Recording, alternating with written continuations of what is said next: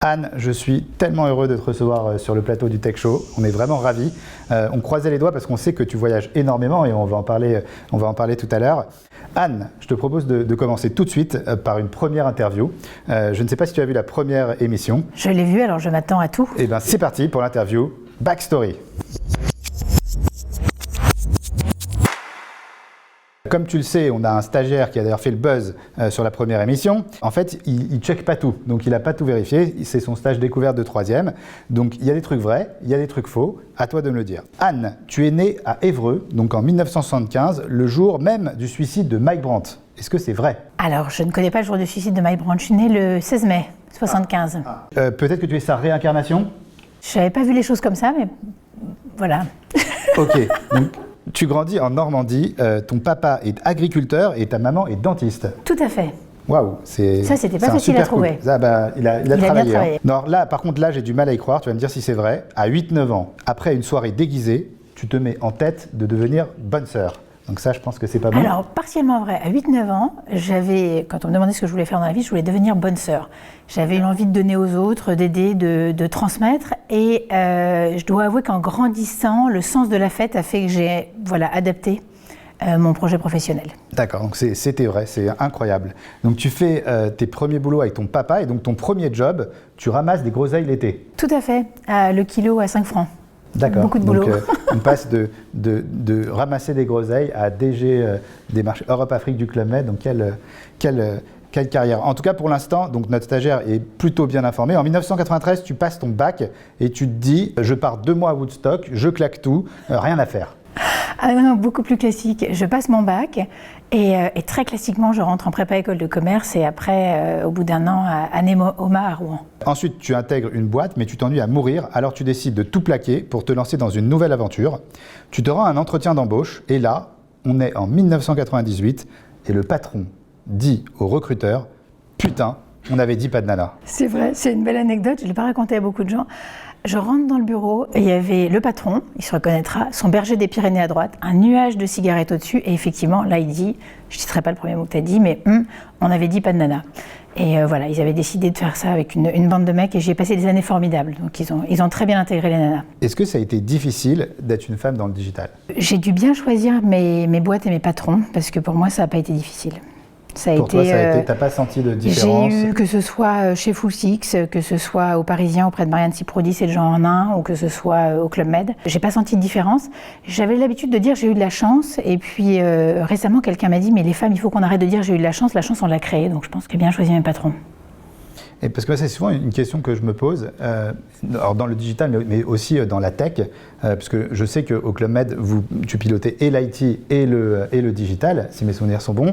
Et alors là, il y a une question à laquelle je n'arrive pas à répondre. Pourquoi il y a si peu de femmes chez les développeurs? Alors, c'est vrai que par exemple, au Club Med, j'ai dit souvent aux équipes, c'était le pile et le face d'une même pièce qu'on avait réunis, puisque j'avais le marketing et le digital, il faut l'avouer, plutôt majorité féminine, et puis la DSI, grande majorité masculine. Donc ça faisait une belle moyenne sur l'ensemble et ça fait d'ailleurs une belle intelligence collective.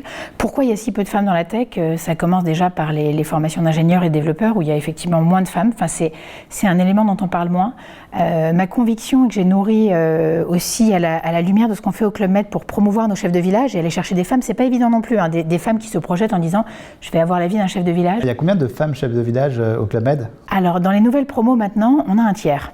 Et on se fixe cette discipline. Dans l'ensemble des chefs de village, un petit peu moins, parce que l'historique faisait qu'il y avait moins de femmes. Et comme pour les développeurs, je pense que notre responsabilité, elle est à l'origine. Elle est de montrer que ces voies sont possibles, qu'elles sont attrayantes, qu'elles sont intéressantes pour elles. C'est pas en sortie d'école qu'on doit régler le point, c'est à l'origine quand on est en fin de collège, en lycée, dans les orientations professionnelles. Alors tu passes 14 ans chez Full Six, dont tu es associé, qui est ensuite racheté par Havas pour 74 millions d'euros. Est-ce que tu peux nous raconter un peu cette expérience Full Six? Alors Full Six, 14 années passionnantes. J'ai été boulimique de travail, d'apprentissage dans un secteur où du digital, si on se rappelle, je suis rentrée en 98 à 2001, c'était la folie de la croissance. Ensuite, on a eu des grandes difficultés et on y était en même temps. À 2001 et 2009, ça a été des années de crise et on grandit encore plus par rapport à la crise. Si on se rappelle, on a vécu des années où il y avait non seulement pas Facebook et pas l'iPhone, mais il n'y avait même pas Google. Ça paraît impossible. On a vécu des années où on faisait du CRM à l'ancienne, où moi j'ai vu des clients qui me répondaient « Non mais pour mes sondages, on ne peut pas les faire sur Internet, ça ne sera pas aussi fiable que par téléphone ou dans la rue. » Ça paraît très ringard. C'était l'âge préhistorique. On arrive comme ça, il y a l'âge digital. préhistorique et on a... Moi, c'est des années de défrichage. On a inventé en permanence et il y avait cette énergie chez Full Six qu'on créait avec l'ensemble des collaborateurs de n'avoir peur de rien et de franchir tous les matins la face nord. Et donc ça a été pour toi très formateur le fait d'avoir été en agence pour après aller chez l'annonceur. Ouais, c'est un transfert qui n'est pas toujours évident. Moi, je l'ai fait avec aussi un poste intermédiaire qui était au Parisien. Et j'y dirigeais la régie publicitaire du Parisien avec un chiffre d'affaires qui était quand même 80% offline. Donc j'ai fait un grand revirement. Et ces années au Parisien m'ont préparé et m'ont donné des clés pour ce que j'ai fait au Club Med, notamment parce que quand on travaille au Parisien, le point commun avec le Club Med, c'est qu'on travaille pour une marque qui nous dépasse.